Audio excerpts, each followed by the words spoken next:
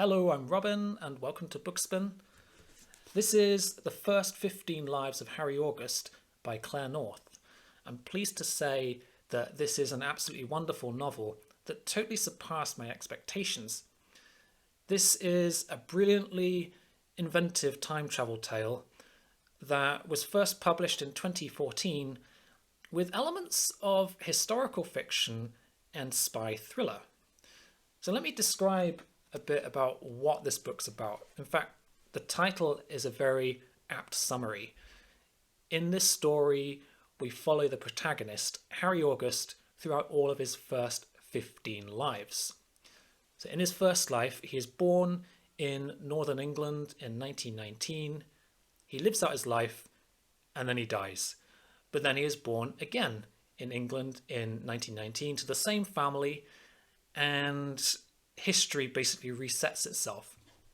He retains all of his memories from his previous life, which come back to him when he's about 4 years old. And while he is now free to take a different path in this new life, the people around him are essentially the same, and the same 20th century events are destined to be repeated. In fact, he is stuck in a time loop, and every time he dies, he is reborn again with all his memories from his previous lives intact. If you've ever read Replay by Ken Grimwood or Life After Life by Kate Atkinson, it's a very similar concept. So as you might imagine, living this kind of immortality in a world of mortals is a lonely existence, and being stuck in this kind of samsaric time loop will be enough to drive anyone insane. Fortunately, Harry is not the only one of his kind. While the vast majority of people he meets are linears, i.e. they only get one life, there are a few other Kalachakra or Ouroborans, people living in the same time loop who couldn't remember their previous lives. These people have formed an organisation called the Cronus Club, who reach out to Harry and look after him in his childhood in subsequent lives.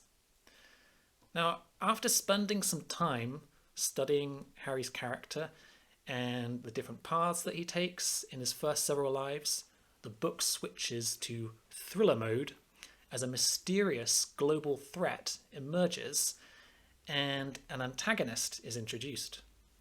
The Cronus Club have developed a system of passing information through time across generations. So because they retain memories from their previous lives of events that haven't happened yet, a child from the future will talk to an elderly person who then dies, and as a child in the next life, that person then relays that information to the older generation, and in this way messages can be sent back through time across generations. And it's through this method that Harry learns that the end of the world is approaching. At this point, the story starts to get more exciting as the stakes keep getting higher, and we learn just what exactly is the nature of this threat. This is a book I can recommend highly for a number of reasons. Claire North has managed to create a truly engrossing story with a fascinating premise on an epic scale. This is one of the most ambitious time travel stories I've ever come across, either in literature or on film. The Ouroboran time loop, the Cronus Club, and the growing threat of a doomsday device are all fascinating sci-fi concepts.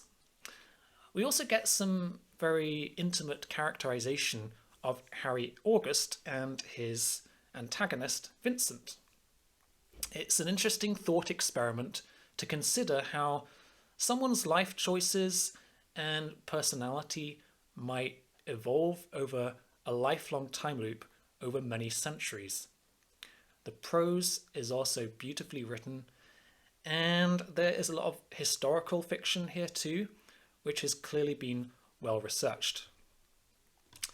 As a thriller, the pacing of the story is pretty fast. all 15 lifetimes are covered here within 400 pages, and the chapters are generally pretty short. Now, some might say that some of his lives are glossed over as a result. I don't think this is an issue though, as there is plenty of character development, and this book felt just the right length for me. So the first 15 Lives of Harry August then is a standout novel for me. I can't recommend it highly enough. I got this book last year in a second-hand bookshop for just £1, and I have to say this is probably the best pound that I've ever spent. I am giving this book a rating of 5 stars. Okay, it's BookSpinner time, so we're almost ready to find out what the next sci-fi book will be. Just a couple of quick updates first. I have taken off the Remembrance of Earth's Past trilogy from this list. This is a series of 3 books which I have read before, but I really want to reread. I found out that Moid at Media Death Cult is hosting a read-along for this series starting in September, and I want to take part in that. So I've taken those 3 books off this list. I'll link Moid's channel down below in case you're interested.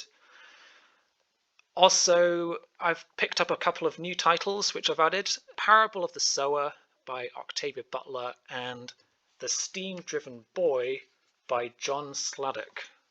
So let's see what the next book's going to be.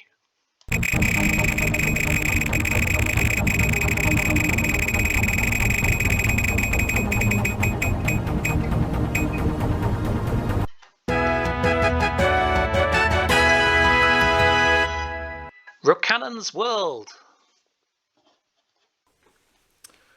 Rocannon's World by Ursula K. Le Guin. One of my favourite writers. I've read a few of her works, but I've not read this one. I believe this may have been her first novel. I actually won this book in a book giveaway from another booktuber, Michael at Horror Gardener. So thank you very much, Michael. Let's have a look at the description. The peaceful planet called Formalhaut 2, peopled with lovely dark-skinned, golden-haired humanoids, elvish fear, and mysterious clayfolk, was just an interesting assignment to anthropologist Rocannon until an invading force attacked the planet with a technology the natives could not hope to match. The only factor that the invaders had not taken into account was the presence of Rocannon himself. Rallying the natives around him, Rocannon sets out to turn the enemy's power back against its own forces, and to prove that the technology of war is no match for the courage and love of freedom. Great, I look forward to that. Review coming soon. If you have any thoughts about this book or the first 15 lives of Harry August, please let me know in the comments. I'll see you again soon.